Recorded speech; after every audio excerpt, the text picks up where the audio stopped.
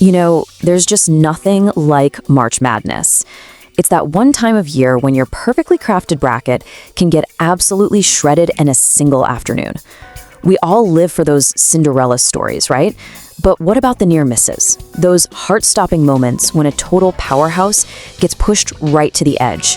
Well, today, we're digging into a game that had every last drop of that drama. Survive a scare.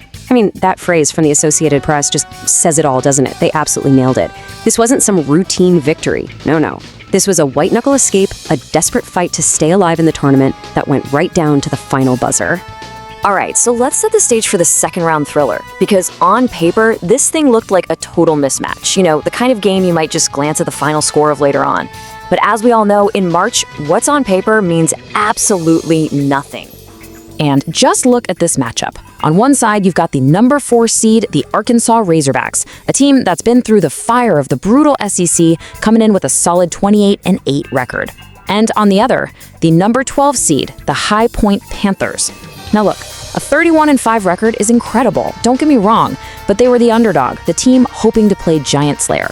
Pretty much everyone expected Arkansas to just roll right over them. Yeah, well, High Point clearly did not get that memo. From the second that ball was tipped, they weren't just happy to be there. They came to win. And that first half was an absolute dogfight that had every Arkansas fan out there holding their breath. 1 point. Can you believe that? At halftime, the score is 43-42. After 20 minutes of basketball, all that separated the Goliath from the David was one single point. The scare was officially on. Now this slide tells such a fascinating story. At first glance, you see Arkansas led for 74% of the game. And you're thinking, oh, they were in control, right? Wrong. That doesn't paint the real picture. See, that lead was never comfortable, not for a second. High Point was right there, nipping at their heels the entire time. The pressure was just immense, because one tiny mistake, and poof, that lead is gone.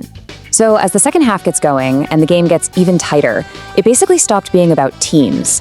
The whole thing just boiled down to this spectacular personal duel between two unbelievable guards who just decided, okay, I'm putting the team on my back.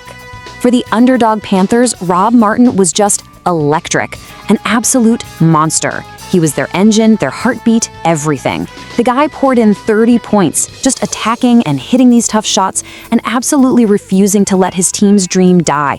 It was a truly heroic performance. But for every incredible play Martin made, Arkansas's Darius Acuff Jr. had an answer.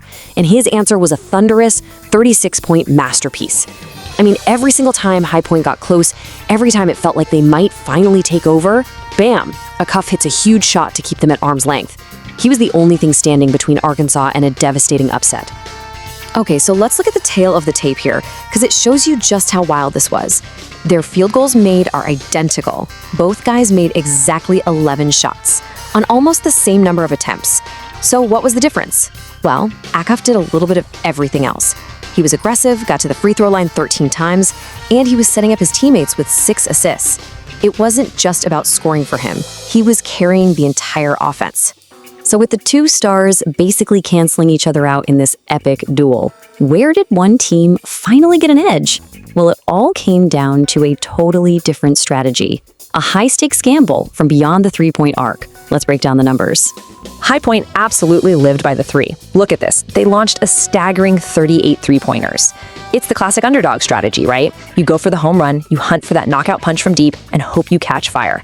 But as you can see, they only made 10 of them. That is a lot of empty possessions in a game this tight. Now, contrast that with Arkansas. They took less than half as many threes, only 16. But look at that efficiency.